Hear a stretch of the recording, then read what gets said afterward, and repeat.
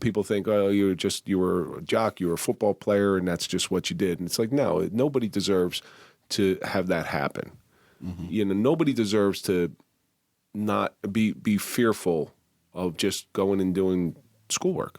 This is gonna hurt. It's time for the Suffering Podcast. They try to have me sign this contract. I said, nope, take the contract, shove it up your ass. Well, why? And I said, because I just did your job. I took these kids out for pizza together, and guess what? They're fine. Mm-hmm. They both play sports together. They're not going to be able to be separated.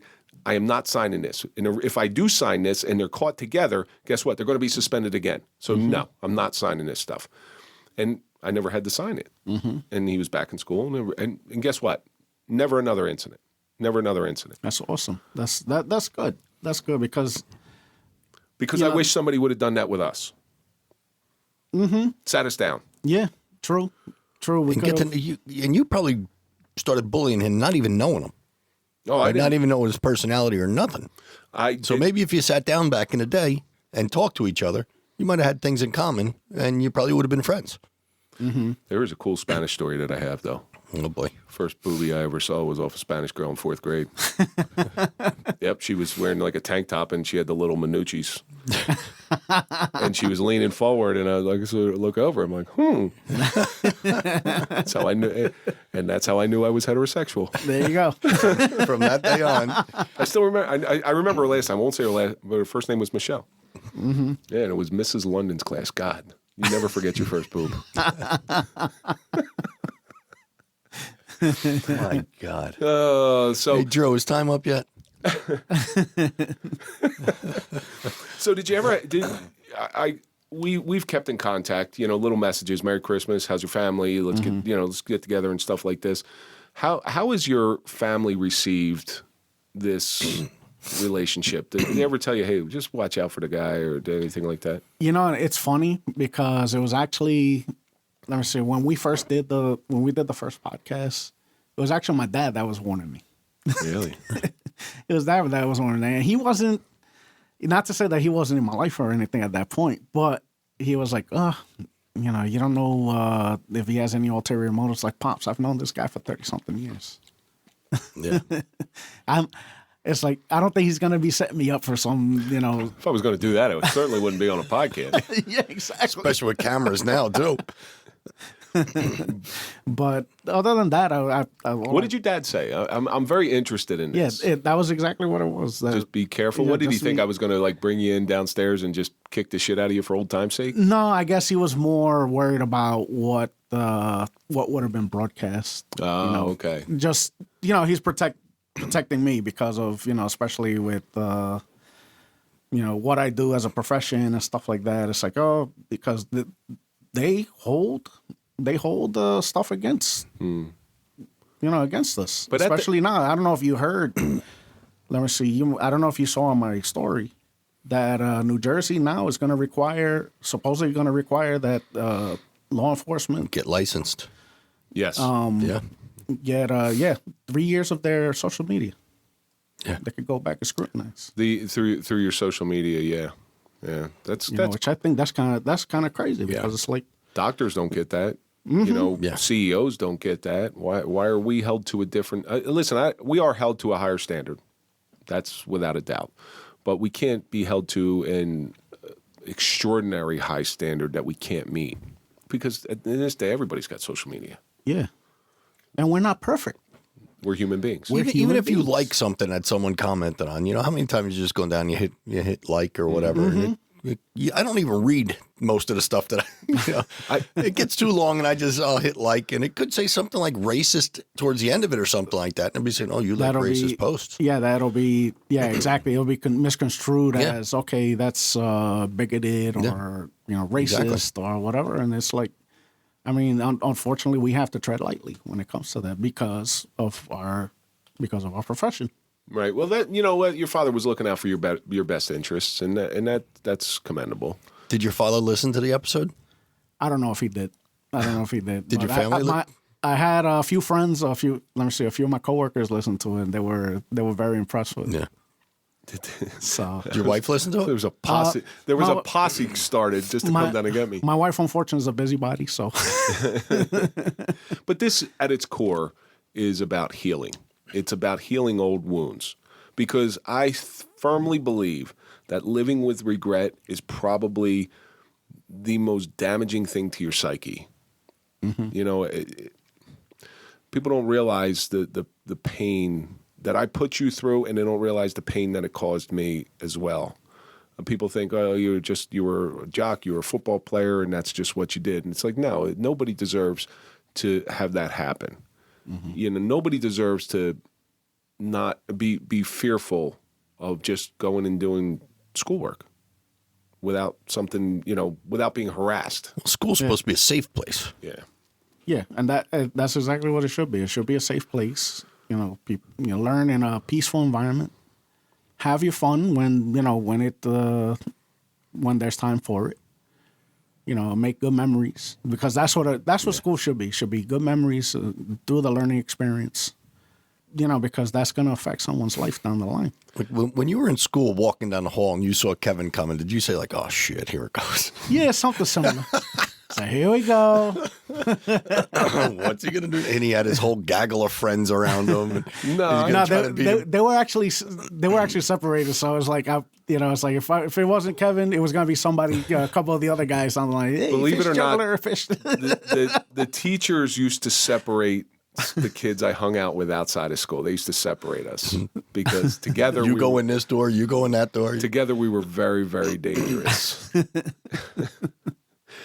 But that's what this is, though. This is all about right now. We're trying to get rid of that regret and heal, because one of the hardest things ever is to not only forgive somebody else, which was your part in this, but I had to forgive myself. Yes, I had to forgive because I'm still not 100% there. I'm going to be honest with you. I'm not 100% there. So one of the things that I brought up last time Jay was in was because of what happened, what I did to you, I spent the remainder of my life always sticking up for the little guy. Always. Like if I saw somebody that, if you were to see my friends in high school, they weren't the typical friends that you would think I would hang around with, because maybe this kid was getting harassed or bullied. Those are the kids I would gravitate towards, because I know the other side. I know what they're feeling. And yeah, I don't know. Mike's over here chomping at the bit because he just wants to egg this shit on. I was going to say, have you guys gone back to any reunions yet to see what that would be like? They don't have. Well, they don't have grammar school reunions. Have grammar school reunions, but I still listen. We're friends with a lot of the same people. Oh yeah, on Facebook, yeah, and they follow. Yeah, they follow. Yeah, we keep tabs on each other, and it's nice to see. Especially as we're older, their families growing and stuff. So it's pretty cool. A lot of grandparents. Oh, yeah, I'm sure. A lot of early grandparents. Like now, being a grandparent at 48, 49 is no big deal. But there were some ones that were in their 30s that were grandparents. Because like you said, there's nothing to do in Absecon. Nope. Except steal condoms and... Still, yeah. Well, if they're grandparents, they weren't stealing condoms. They should have come to me. I would have made sure they weren't grandparents. Jay, just tell them what a jerk off is. Come on. I'm dying for it to come out. I got to be honest with you. That would have been, in our first meeting, that would have been the most satisfying thing. For you to just curse me out, hang up the phone with me. I'm like, okay, I said my piece. I don't have any resolution, but it is what it is. Nah, I'm the type that... like I said, I have to forgive because I'm not perfect either. Is your mother still around? Yeah. Yeah. Did she listen? No, I don't think she did. That's got to be painful for her to watch that. You dealt with it with your son. Yeah. No, knowing that she really didn't know the full effect of what was going on. Yeah. Right. For her to listen to it now, 35 years later. Well, you got to figure she was a single mother, working the casinos and stuff at the time, and just trying to keep two kids going because, she used to drive us to school. At one point, she was driving us to school. Then eventually we ended up on the cheese bus. So, cheese bus. I lived too close to school to ever get on a bus. I had to walk. And so that's the joke. I had to walk in every bad piece of weather because I lived so close. So if it's snowing out, I walked. Mm-hmm. If it was raining out, I walked. Mm-hmm. So, yes, and every once in a while, grizzly bear would come out, and I'd have to fight it off with my loose leaf notebook. Had it tough. I tell you, I had it tough. Uphill both ways. Uphill both ways. Yeah. Yes. Actually, there's a bit of truth to that because there was a hill that went like this. There's a slope, yeah. Yeah, you know what I'm talking about. Exactly. The hill went like this, so you did walk downhill both ways, but you walked uphill both ways as well. Mm-hmm. And uphill was the more difficult part. Yeah, it always. Wasn't slight. It was it was a little bit. So if you had to look back, what was the worst thing that was ever done to you? I think it was the name calling at one point. That's when I got into that fight. I remember when you got hit in the crotch with a pixie football. Yeah. Do you remember that? Yeah, I remember that. So let me paint this. How hard did you throw it? I didn't throw it. A kid named Ryan threw it. All right. I remember this scene very well. For whatever reason, and this is how not only was Jay getting picked on, but he was very unlucky when it came to this stuff. So this kid Ryan throws, the little dime store pixie footballs, throws it into a crowd. For whatever reason, that day on the playground, we were grouped up, and he throws it directly into the crowd, being a jerk. The crowd clears, like a shooting. Parting in the Red Sea. The crowd clears, and there's poor Jay standing there. Like a sitting duck. I don't Sitting know. dick. I don't know how that happened. It was he couldn't replicate that in a million years, but it hit Jay square right in the boys, right in the unmanscaped boys. It was more embarrassing than the pain. Because everybody saw it at recess. But he was standing like in the middle of the crowd. It's like, what's going on? It's like, but so my terror didn't only I don't know if this makes you feel better or worse. My terror didn't only go towards you. There were others that I really shamefully, and I've made peace. I've made peace with, but they're not talkers like you are. So I can't have them in. You were definitely the worst. But Jay, I can't say it enough how sorry I am for what you went through, for what I put you through. I live with it every day. But as I always say, because you are on the Suffering Podcast, I was right where I was supposed to do it. You were supposed to be in that. Because let me be quite honest with you. If it was anybody that was meaner, who knows what you would have done to me? You would have kicked the shit out of me. You would have stabbed me, shot me, whatever it is. Talk about school shootings all the time. He could have brought a gun into your house that day and shot you. Yeah. But if he harbored any ill will. So unfortunately, you were the person that I had to do that to because I learned my lesson and there was never any severe consequences for other than psychologically from my end or your end. Would you agree with that? Yeah, I would say so. Yeah. It was again, we being in 8th grade and stuff like that, and at those times, you don't think about it, but now it reverberates, and I even have moments where it's like, it just a random moment come out of the blue, and it's like, oh, why did I do that? And why didn't I stick up for myself? Or something like that. Yeah. Yeah. Yeah, it's like I should have, I could have been more aggressive. I could have been, but again, it was not in my nature. It was not in my nature. My mom was more, and as much as parents used to say, no, stick up for yourself. You got to fight. Do whatever. That was not in me. That was not in my nature. The name calling, was it racist at all, or racially motivated? No, or just... it was more. It was silly stuff. It was silly stuff, but the problem was the consistency of it. It was like it just kept bugging me. It's like poking the bear. Yeah. Jay's actual name is Jesus, and I had never met anybody named Jesus. And when you look at it on paper, it's spelled Jesus. Mm-hmm. So we used to call him Jesus. We used to say Jesus. Jesus, yep. Jesus. Yep. Now he's going to get pissed. Now you're poking the bear. So there's a great scene in Die Hard 3, Die Hard with a Vengeance, where he's talking to Samuel L. Jackson, and Samuel L. Jackson's name is Zeus, and he keeps calling him Jesus. And he goes, "Do I look Puerto Rican to you, motherfucker?" I swear to God. And now when that came on, I'm like, oh, Jesus Christ. Flashback. No, my shooting affected me, but definitely my terror towards you affected me much more. That was your first real trauma. Yeah. Well, one of them. Yeah. One of them anyway. So, Okay, Jay, early day trauma. How's it? is there anything you want to plug? Your mouth. I have nothing right off the top of my head here. You doing any? You involved in any organizations that you want to give a shout out? At this point, no, I'm not at this point. No. I think once I retire, I'll see what I get involved in, and take it from there. Any plans post retirement? Getting out of New York, that's for sure. Getting out of New York, moving south? Somewhere down south. It's expensive to live in New York. Yes, it is very. They say the South is getting expensive now too because everybody's moving from up here down there. Yeah, everybody's leaving. They're leaving town here. I mean, I'll tell you one thing. My son that's in college up in Geneva. He was one from I think like 7th grade. He was like, no, I don't want to live in New York anymore. It's like when I'm 18, I'm leaving. Yeah. So you went to college in New York. So Yeah, but upstate New York is like a different country. Yeah, where he's at, he is, he's up in wine country up there. So, he went to an agriculture high school in the city. He went to John Brown. And that's the only agriculture specialized high school in the city. And he loved it. He loved it. He loved tending to the animals. They have a little farm that they share with Queens College.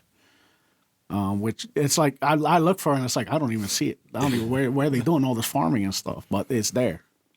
And then when he heard about this viticulture program upstate, we took a ride up there a couple Februarys ago. Met up with the advisor up there, and he was like, sign me up. Does he want to go to California? Because that's like the wine capital of the world. He now, may be, he might be inclined to do so. To check out California, but where he's at, up where he's at is in the Finger Lakes, it's all that's all wine country. You don't leave New York to go to California because it's still probably the smell of weed is everywhere. That's the one thing I can't stand about New York. Is the smell of weed is everywhere. Let me tell you, on my trip out west, you didn't deal with that. Well, San Diego's a little different than. Yeah, I mean, Los Angeles. I actually ran into a couple of ex-New Yorkers. One retired couple and one guy that was he was a waiter at the restaurant that we had gone to. In San Diego. In San Diego, he was originally from Bethpage, Long Island. Oh wow. And it's like wow, what a small world. Yeah. And at the same restaurant too, we dealt with we had ran into those we had ran into that retired couple and they love it. They love it out there, but it's like $6 gas. It's like, oh no. Yeah. So, Jay, we're coming to the end of this thing. And just as always, same question I'm going to ask you now is the same question I asked you when you came in on episode 12. You've gone through an enormous amount of suffering at your hands. At my hands. What do you think it's taught you? Stand up for myself more than taking it, because nowadays, especially taking it, all it does is lead to more trauma. And that could lead to something where, you bring out the real ugly in somebody, and God knows what can happen. Especially nowadays. People reach a breaking point, and I think back then the breaking point wasn't as soon as it is now to a lot of people. One of the episodes that happened after yours was the gentleman named Gene Halberger, who lived in upstate New York. His son Jimmy was bullied and went through the social media bullying, and he ended up. I remember you telling me about it. He ended up doing the unthinkable and taking his own life, and that's something that we have to break. That's something that we have to avoid. Yes, because if that would have happened to you, I would have I would have been so upset that I was the cause of that. So this between you and I is very bittersweet.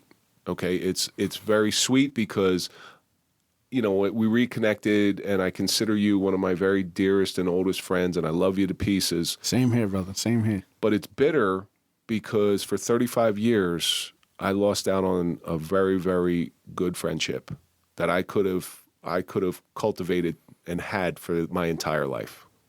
So it's bittersweet for me for that reason. You know what I mean? He you know what? hasn't stopped smiling since he's been in here. You know, he's just a nice guy. That's why I said you must have been some scumbag. Was he the worst bully there? No, he wasn't. He wasn't. There was one that was worse than him. By the way, he's bald now. But he's still a bully. That's like saying he's got the best complexion in a leper colony. He was still a bully. Hey, in the land of the Cyclops, the two-eyed man is king. Yeah, exactly. And that's going to do it for this episode of the Suffering Podcast, The Suffering of Bullying with Jay Aponte. And as always, let's think about all the stuff that we learned today. The stupidity of youth has consequences, even if you can't see it. Regret is the hardest emotion to live with. Bullying comes from something's wrong with the bully. But most importantly, I'm grateful for what Jay has taught me in my life. And that's going to do it for this episode of the Suffering Podcast. Don't forget to follow us on all social media, LinkedIn, TikTok, Facebook, Instagram. Don't forget you can always listen before you watch. All of our audio episodes come out on Sunday before they're released on YouTube on Monday. And for your digital business card, see, I didn't say free. It's about time Go to popple.com, put in TSP20 for a nice 20% discount. And if you do log on to our social media, comment on it, please. We're looking for comments, good, bad, indifferent, doesn't matter. Hey, something as simple as a social media question. On Instagram, follow Mike at Mike_Failace. Follow me at Real Kevin Donaldson. And of course, follow the Suffering Podcast. And we'll see you on the next episode.